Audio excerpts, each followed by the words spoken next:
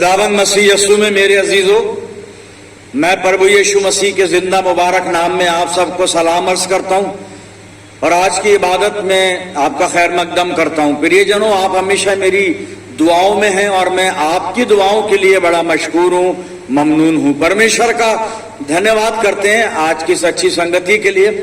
और आज जो हम सबके मनन के लिए खुदा बाप ने मेरे सामने कलाम रखा है, आप अपनी बाइबल में पतरस की पहली पत्री निकालें, 5 अध्याय 1 से 6 पद में पढ़ूंगा, आप अपनी बाइबल में देखिए। 1 पीटर चैप्टर 5 वर्स 1 to 6 यहां लिखा है, तुम में जो बुजुर्ग हैं मैं उनकी तरह बुजुर्ग और मसीह के दुखों का गवाह और जाहिर होने वाले जलाल में शरीक भी होकर उनको ये नसीहत करता हूं कि खुदा के उस गल्ले की गल्लेबानी करो जो तुम में है।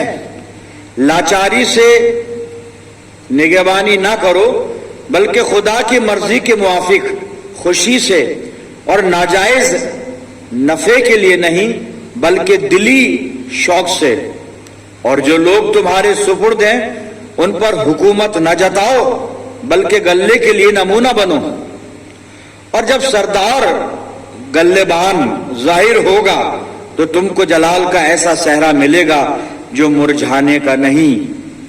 आए जवानों, तुम भी बुजुर्गों के ताबे रहो, बल्कि सब के सब एक दूसरे की खिदमत के लिए फरोतनी से कमर बस्ता रहो, इसलिए कि खुदा मगरूरों का मुकाबला करता है मगर फरोतनों को तौफीक बख्शता है। बस खुदा के कवी हाथ के नीचे फरोतनी से रहो ताकि वो तुम्हें वक्त पर सर बुलंद करे। खुदावंद की बरकत उसके पाक कलाम के पढ़े जाने पर और सुने जाने पर हो, आमीन। आइए दुआ करें। खुदावंद मसीह यीशु में हमारे प्यारे आसमानी बाप, ये वक्त है तेरे जिंदा और मुबारक कलाम पर मेडिटेशन करने का। हम में से हर एक को पाक रूह का मसा अता फरमा कि प्यारे खुदावंद हम पवित्र आत्मा की अगुवाई में होकर तेरे पाक कलाम को सुने, समझें और अपने जिंदगियों में उसे जज्ब करें। प्यारे बाप, हमारे चारों तरफ अपने पाक फरिश्तों की सेना का बाड़ा बांधना, शैतान कहीं से भी हमें दखल ना दे सके। परमपिता परमेश्वर, ये वचन रूपी बीज जब हमारे दिल की जमीन पर गिरे, हमारी जिंदगियों में जड़ पकड़े बहुत सा फल लाए, और जब हम तेरी वेदी के सामने से रुखसत होकर अपने घरों को जाते हैं तो तुझसे बहुत सी रूहानी और दुनियावी बरकत लेकर जाने वाले हों। प्यारे खुदा बाप, अपने जिंदगियों को हर तरह से तेरी अधीनता में देते हैं और ये दुआ तेरे प्यारे और इकलौते बेटे, अपने नजात दहिंदा और जिंदगी बख्शने वाले खुदावंद यीशु मसीह के जिंदा और मुबारक नाम के वसीले से मांगते हैं, सुन और कबूल फरमा, आमीन। अजीजों, एक बार फिर परमेश्वर का धन्यवाद करते हैं। और जब मैं आपके सामने पढ़ रहा था पतरस रसूल का पहला खत 5वां बाब 1 से 6 आयत मैंने आपके सामने पढ़ी, और 6ठी आयत को फिर देख लें एक बार, बस उस पर बातचीत करेंगे। आइए देखते हैं। पहला पतरस 5 अध्याय 6 पद में लिखा है, आप अपनी बाइबल में देखिएगा क्योंकि मैं उर्दू की बाइबल इस्तेमाल करता हूं। यहां लिखा है, बस इसलिए याते खुदा के कवी हाथ के नीचे, उसके सामर्थी हाथ के नीचे फरोतनी से रहो, दीनता से रहो, ताकि वो तुम्हें वक्त पर सर बुलंद करे, ताकि वो तुम्हें समय पर बढ़ाए, तुम्हारी उन्नति हो, तरक्की हो, प्रगति हो। फिर सुन लीजिए इसको, बस खुदा के कवी हाथ के नीचे फरोतनी से रहो ताकि वो तुम्हें वक्त पर सर बुलंद करे। पतरस ने 5 स्थान के लोगों को, ये विश्वासी लोगों, ये पत्री विश्वासी लोग हैं, उनको ये पत्री लिखी है। और ये जो लोग हैं ये पोंतुस में, गलातिया में, कप्पदूकिया में, आसिया में, बिथुनिया में स्कैटर्ड हैं, फैले हुए हैं, लेकिन विश्वासी हैं, खुदावंद मसीह यीशु के पैरोकार हैं। और माहौल जो है वो सताव का है, परसिक्यूशन का है। फिर पतरस चाहता है कि इस परसिक्यूशन के वक्त में इनको मोटिवेशन दे, इनका हौसला बढ़ाए, इनकी हिम्मत अफजाई करे। एक बात ये, दूसरी बात पतरस के ध्यान में यह भी है कि इनको ईमान में मजबूत करे और इस बात की उम्मीद इनके दिल में जगा कर रखे, कायम करके रखे कि खुदावंद मसीह यीशु हमारे लिए कुर्बान हुआ, फिर जी उठा और आसमान पर तशरीफ लेकर गया, चढ़ाया गया और वक्त मुकर्ररा पे दोबारा आएगा भी। ये सब बातें वो अपने जहन में रखें। कौन है विश्वासी लोग? और खुदावंद मसीह यीशु की हर बात पे भरोसा करें, उसके तमाम वायदों पर भरोसा रखें, ईमान रखें और अपनी जिंदगी को खुदावंद मसीह यीशु की मर्जी के मुताबिक बसर करें, यानी पाक बनकर और नेक कामों में लगे रहकर। ये कुछ बातें हैं जो इस खत के अंदर लिखी गई हैं पतरस के मार्फत। पतरस ने ईमानदारों को लिखा है और फिर अपनी बातों को उसने बुजुर्गों से खिताब किया है। शुरू में हम पढ़ रहे थे, बुजुर्ग ये कलीसिया के बुजुर्ग भी हैं और वो भी हैं जो खिदमत दे रहे हैं। फिर उसने जवान लोगों से भी खिताब, उनसे भी बातचीत की है, उन्हें भी बताया कि भाई एक दूसरे के साथ मिलकर और इस प्रभु की सेवा में लगे रहो और अपने काम करते रहो और अपनी गवाही को दुनिया के सामने ठीक और अच्छा बनाकर रखो। और फिर छठी आयत में उसने एक सलाह दी है कलीसिया को, विश्वासियों को, और वो सलाह यह है कि खुदावंद के कवि हाथ के नीचे, बस खुदा के कवि हाथ के नीचे, परमेश्वर के सामर्थी हाथ के नीचे फरोतनी से रहो। उर्दू का शब्द है फरोतनी, दीनता, दीनता से रहो। और आगे लिखा है ताकि वो तुम्हें वक्त पर सर बुलंद करे, वह समय पर बढ़ाए। हर आदमी चाहता है मैं बढ़ूं और हर पहलू से बढ़ना चाहता है, तंदुरुस्ती में बढ़ना चाहता है, अच्छा रहना चाहता है, अपने स्टेटस को बढ़ाना चाहता है, अपने धन को, दौलत को बढ़ाना चाहता है, अपने इल्म को बढ़ाना चाहता है, अपनी पोजीशन को बढ़ाना चाहता है, अपने वर्चस्व को बढ़ाना चाहता है, लोगों के बीच में अपनी पहचान को बढ़ाना चाहता है। हर तरह से इंसान बढ़ना चाहता है, लेकिन ये पद बता रहा है कि बढ़ाने वाला परमेश्वर है और उस बढ़ने के लिए हमको जो काम करना है वो ये काम करना है कि हमें परमेश्वर के सामर्थी या बलवंत हाथ के नीचे दीनता से रहना है, फरोतनी से रहना है। और ये जो फरोतन शब्द है ना, फरोतनी जो शब्द है, इसका मतलब जो है दीनता का जो मतलब 3-4 अर्थ हैं इसके। हम्बलनेस एक ये है, लोलीनेस कि अपने आप को छोटा कर लें बिल्कुल। फिर एक बड़ा अच्छा जो शब्द है जिसका ताल्लुक इस पद से है, सबमिशन, अपने आप को किसी के सुपुर्द कर देना, अपने आप को किसी के अधीन कर देना, अपने आप को किसी को पूरी तरह सौंप देना, सबमिशन। और डिप्रेस भी है इसका मतलब, लेकिन ना यहां पर डिप्रेशन से मतलब नहीं है। यहां पर सिर्फ वो हम्बलनेस की बात नहीं कर रहा है, ना लोलीनेस की बात कर रहा है। यहां पर नम्रता या विनीत हो जाना, विनीत भाव से, इसकी बात, वो जो कहना चाह रहा है पतरस, सबमिशन की बात कर रहा है। हम अपने आप को खुदा के हाथों के नीचे सबमिट कर दें, पूरी तरह से सौंप दे, पूरी तरह से मेरे फरोतनी, सबमिशन।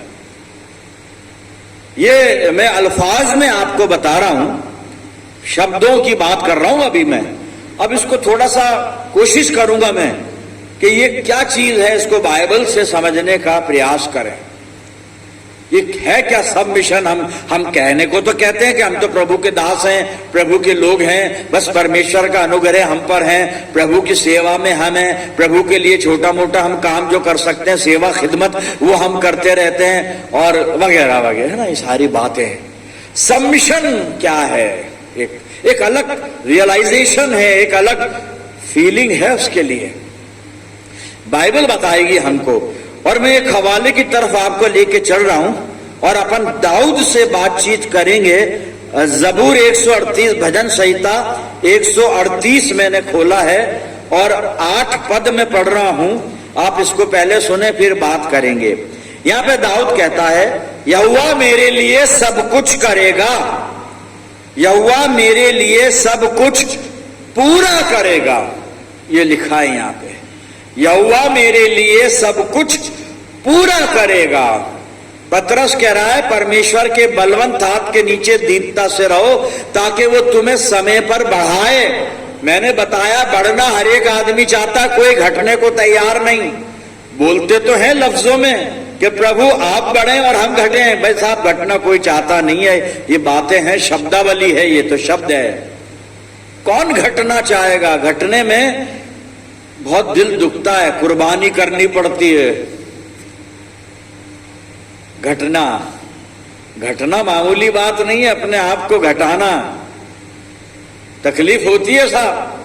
तकलीफ सहने को कोई तैयार नहीं है, कोई तैयार नहीं है जी। फिर सुन लीजिए उस पद को, यहोवा मेरे लिए सब कुछ पूरा करेगा। पद पूरा पढ़ देता हूं।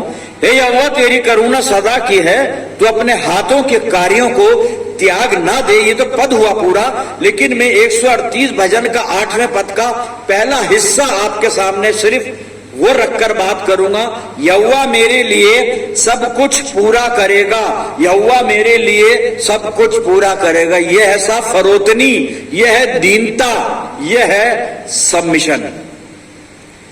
अभी शायद बात समझ में नहीं आ रही है। ये सबमिशन क्या हुआ? सबमिशन ये हुआ कि अपनी जिंदगी के हर एक काम को हम करते हैं। अपनी जिंदगी के हर काम में हम अपनी अक्ल लड़ाते हैं, अपनी अक्ल लगाते हैं, अपना एक्सपीरियंस लगाते हैं और अपने हर एक काम को एक अच्छा अचीवमेंट बनाने का प्रयास हम सांसारिक बुद्धि से करते हैं, हम सांसारिक प्रयासों से करते हैं। हम दुनिया के जो रिसोर्सेज हैं उनको हम लेकर अपने काम सफल बनाना चाहते हैं, अपने को खुद को बढ़ाना चाहते हैं, अपने आप को हम एक्सपोज करना चाहते हैं दुनिया में। जो भी काम हम करते हैं उसका क्रेडिट हम लेना चाहते हैं, हम लेना चाहते हैं। मैंने ये किया, मैंने वो किया, मैंने इस तरह से किया, मैंने उस तरह से किया, मैं ये करता हूं। लेकिन दाऊद कहता मैं कुछ नहीं करता, मैं कुछ कर नहीं सकता, मैं किसी योग्य नहीं हूं। अगर मेरी जिंदगी में कुछ होगा मेरा खुदा करेगा, खुदा मेरे लिए सब कुछ पूरा करेगा, खुदा करेगा, जो करेगा खुदा करेगा। सारा क्रेडिट परमेश्वर को, सारा जो प्रशंसा है, महिमा है खुदा को। दाऊद ये कह रहा है खुदा करेगा मेरे लिए, ना मेरा भाई करेगा, ना मेरे कलीग करेंगे, ना मेरी कलीसिया के लोग करेंगे, ना मेरे समाज के लोग करेंगे, ना मेरे मित्र करेंगे, ना मेरे रिश्तेदार करेंगे।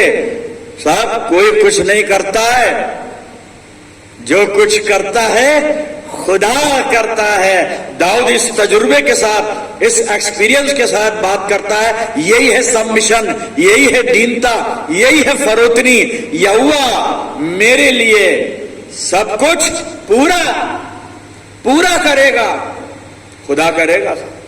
बस अपने आप को दीनता से उसके बलवंत हाथ के नीचे रख दें। सबमिशन, क्या हमने ऐसा किया? क्या ये अनुभव हमारा है? पतरस का है, पतरस का है। पतरस लिखता है और जब वो लिख रहा है तो तजुर्बे से लिख रहा है। उसने इंटरनेट से कुछ लाइनें नहीं उतार ली, लिख के नहीं लिया आया है इंटरनेट से या कमेंट्री से या विदेशों की किताबें पढ़कर। ये बहुत चल रहा है, विदेशी जो प्रचारक हैं उनकी पुस्तकें उपलब्ध हैं, बस उनको पढ़कर और यहां पे हम छोड़ देते हैं। नहीं साहब, सरमन तो केवल सरमन है और सरमन की जो व्याख्या मेरे समझ में आई, सरमन परमेश्वर का वो वचन है जो परमेश्वर की तरफ से मुझ तक पहुंचता है और फिर मेरे सर से और मेरे मन से निकलता है, वो सरमन होता है। किताबें पढ़कर, इंटरनेट से उतार कर, नोट कर अगर बात करूंगा तो कुछ समझ में नहीं आएगा। परमेश्वर का वचन है, यही मेरी किताब है, यही मेरा इंटरनेट है, यही मेरा सब कुछ है। और मैं भी कहता हूं ये वचन मेरे लिए सब कुछ पूरा करेगा, क्योंकि ये वचन खुदा का है। खुदा मेरे लिए सब कुछ पूरा, आधे रास्ते में नहीं छोड़ेगा, पूरा करेगा। क्यों? क्योंकि मैंने अपने आप को सबमिट कर दिया है। यही फरोतनी है। पतरस जो कह रहा है ना विश्वासियों को, परमेश्वर के बलवंत हाथ के नीचे दीनता से रहो ताकि वो तुम्हें समय पर बढ़ाएगा। बिल्कुल बढ़ाएगा साहब, बिल्कुल बढ़ाएगा। मां घटाने की बात ही नहीं है, ये तो हमारा शऊर है, ये हमारी कटसी है कि हम बोलते हैं परमेश्वर तू बढ़े हम घटे। नहीं, हमारा परमेश्वर ऐसा नहीं है, हमें घटाकर खुद बढ़े नहीं साहब। सारे जहान की आशीषें उसने हमारे लिए ठहराई हैं। सारी दुनिया की शांति सुकून हमारे लिए उसने रखा है। पौलुस कुलस्सियों को लिखता है, मसीह की शांति जिसके लिए तुम एक देह होकर बुलाए गए हो तुम्हारे हृदय पर राज करे। कहा है आज वो मसीह की शांति। मेरे अजीजों, दीनता की बात कर रहे हैं हम। हम्बलनेस जरूरी है, नम्रता जरूरी है, पर उसके बाद जो फरोतनी लफ्ज या दीनता लफ्ज के जो अर्थ हैं, जो मीनिंग है, सबमिशन है। दाऊद ने सबमिट कर दिया कि अब मुझे कुछ करना ही नहीं, यहोवा मेरे लिए सब कुछ पूरा कर देगा, बस सब कुछ करेगा। लेकिन इसके लिए खुदा के साथ एक रिश्ता बनाना पड़ता है, खुदा की एक पहचान करनी पड़ती है, खुदा के साथ एक रियलाइजेशन को जिंदा करना पड़ता है, एक एहसास। अय्यूब की किताब को जब हम पढ़ते हैं और 19 अध्याय आप नोट करें, मैं खोलूंगा नहीं, मुझे याद है ये पद, और 25 पद को जब हम पढ़ते हैं तो जो उसका पहला हिस्सा है, पहला हिस्सा, वहां पर अय्यूब लिखता है मुझे तो निश्चय है। सुन लीजिए आप, अभी जो दाऊद ने हमें समझा दिया ना वो बात कि यहोवा मेरे लिए सब कुछ पूरा करेगा, मुझे तो जो खुदा ने खिदमत दी है वो करते रहना है, सोचना कुछ नहीं है, और जो मैं कर रहा हूं उसका क्रेडिट मुझे नहीं मेरे खुदा को जाएगा। मैं कौन होता हूं कुछ करने वाला? हम क्या हैं? हम क्या हैं जो कर सकते हैं? अरे हम कुछ भी नहीं कर सकते। हां, पौलुस वाली तबीयत अगर पैदा कर लें, और पौलुस का ईमान जिस पर है वो कहता है जो मुझे ताकत बख्शता है उसमें मैं सब कुछ कर सकता हूं, तो पौलुस कह रहा मैं नहीं कर सकता, मैं तो उसमें कर रहा हूं जो मुझे ताकत दे रहा है। हम अपने आप में करना चाहते हैं, हम अपनी कैपेसिटी को, अपनी कैपेबिलिटी को दिखाते हैं लोगों को। पौलुस वो नहीं दिखा रहा है कि मैं इतना कैपेबल हूं, वो तो कह रहा है जो मुझे ताकत दे रहा है ना, अरे उसके अंदर मैं सब कुछ कर सकता हूं, आई एम नथिंग। लेकिन जो मुझे शक्ति दे रहा है, जो मुझे जिंदा रखे हुए, जो मुझे इस्तेमाल कर रहा है, उसमें मैं सब कुछ कर सकता हूं। खुद में नहीं, हम खुद ही को लेकर चलते हैं और खुद ही को मिटाना पड़ता है तो खुदा मिलता है साहब, याद रखिएगा। जब तो खुद ही को नहीं मिटाएंगे ना, है ना, सेल्फनेस, खुद ही को, ईगो, खुदा नहीं मिलेगा। खुदा और खुद ही एक साथ नहीं रहते, खुद ही हटा देनी पड़ती है, बेखुद हो जाना पड़ता है, तब खुदा नजदीक आता है, तब खुदा नजदीक आता है। ये अय्यूब उस तजुर्बे से गुजरा है, सब कुछ लुटाकर। कई बार मैंने बताया उसने क्या लुटाया था, किताब बाइबल में लिखा हुआ है। फिर भी एक बात कहता है, बस इस तजुर्बे को जिंदा रखना पड़ेगा। जी मैं बता रहा था अय्यूब 19 और 25 पद के पहले हिस्से में अय्यूब कहता है मुझे तो निश्चय है। हाय हाय हाय, जब निश्चय हो गया ईमान शुरू हो गया।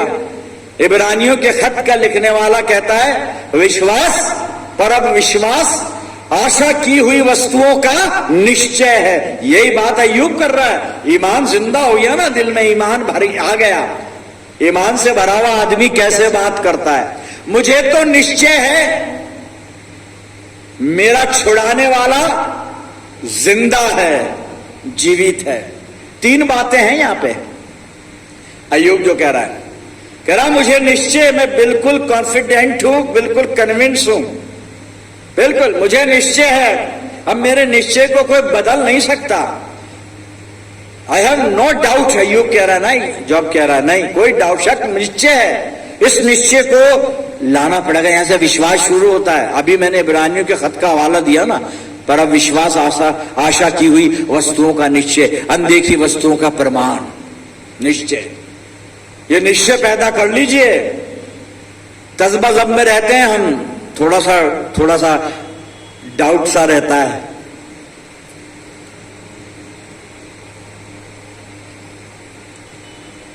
थोड़ा सा दिल में शंका सी रहती है। मैंने दुआ की, प्रभु कंधे के दर्द को ठीक करिए, कंधे के दर्द को ठीक करिए, प्रभु के नाम में ठीक करिए, दुआ कर ली। उसके बाद दूसरा रिएक्शन क्या होगा मेरा? ढूंढ रहा हूं दर्द, अभी दुआ करिए दर्द दूर कर दे, और उसके बाद ढूंढ रहा हूं। ढूंढोगे तो आप जानते हैं, ढूंढना नहीं गया, दूर कर दिया उसने। बस ये एहसास, निश्चय, यहीं से निश्चय शुरू होता है। मुझे निश्चय नहीं है तो मैंने हाथ लगा लिया कि है कि नहीं है। निश्चय, इस एहसास से गुजरिए, इस फीलिंग से गुजरिए, निश्चय। फिर कहता आगे चलकर, मेरा दुनिया का नहीं, संसार का नहीं। वो तो कह रहा मैं अपना तजुर्बा बता रहा हूं, मुझे दुनिया की जमानत थोड़ी ना दे रहा हूं मैं। मेरा है, खुदा मेरा है। सब ये एहसास पैदा करना पड़ेगा, मेरा खुदा, मेरा। हम कहते हैं हमारा, सबको सौंप देते हैं, भाई तुम्हारा भी है, मेरा अकेले का नहीं है। और तुम भी उससे दुआ करो, तुम्हें भी तो चर्च आना है, मेरा अकेले का थोड़ी ना है कोई। तुम आ जाओ, मैं आज नहीं आऊंगा, जरूरी काम से जाना है मुझे। लेकिन अगर तुम्हारा यानी मेरा होता तो कोई काम हमारे खुदा के आगे जरूरी नहीं होता। जब मेरा हो जाता है कि मेरा तो मेरा है, मेरे से बढ़कर कुछ नहीं है, मेरा। पहली चीज देखी, निश्चय, ये पैदा कर लीजिए। दूसरा, एक रिश्ता दिल के अंदर पैदा कीजिए, मेरा मेरा मेरा। आप पत्थर फेंकिए, मैं सर हटा लूंगा, क्योंकि ये मेरा है। मुझे मेरे सर की चिंता है, मुझे मेरे सर से प्यार है, मुझे मेरे सर को महफूज रखना है, इसलिए इतना एक्टिव हो जाऊंगा। मेरा कहता छुड़ाने वाला है, मेरा छुड़ाने वाला है जो एक मेरे लिए है। ये एहसास पैदा करना होगा, तब वो दीनता आएगी, तब वो सबमिशन आएगा और खुदा बढ़ाएगा। फिर टेंशन छोड़ दीजिए बढ़ने की, ये ह्यूमन नेचर है, हर एक बढ़ना मांग रहा है, हर एक। हम सबके लिए दुआएं करते हैं, खुदा सबकी उम्र दराज करे। अगर किसी का 90वां बर्थडे होता है तब भी हम दुआ करते हैं, खुदा तुम्हारी उम्र दराज करे। कोई ये नहीं कहता भाई साहब 90 ईयर बहुत है, बस करिए, बस आप अपने प्रभु से, अपने महबूब से मिलने जाके नहीं। ठीक है, दुआ करनी है, उम्र दराजी, बढ़ना अच्छी बात है, बिल्कुल अच्छी बात है। बाइबल ने वादे किए हैं, खुदा ने वादे किए हैं कि तू मेरे साथ है तो मैं तेरी उम्र दराज करूंगा, बिल्कुल सही बात है। लेकिन वो नेचर में भी है, बढ़त चाहते हैं, बढ़त तो चाहते हैं, बढ़ना, प्रोग्रेस, तरक्की, प्रगति, उन्नति। जो दो बात देख रहे थे हम अय्यूब की उस जिंदगी में, निश्चय देख रहे थे, मेरा छुड़ाने वाला आए। जब मेरा बना लिया खुदा को, पौलुस क्या कहता है, अब परमेश्वर हमारी तरफ है तो फिर हमारा मुखालिफ कोई नहीं है। मेरा तो बना ले उसको, लेकिन अगर वो अभी तक मेरा नहीं हुआ तो मेरा रिलेशन उससे नहीं है। मेरा छुड़ाने वाला मालूम होना चाहिए, मेरा है तो काम क्या आएगा, छुड़ाने वाला। और फिर क्लेम करता है जिंदा है, जीवित परमेश्वर के लोग हैं साहब हम।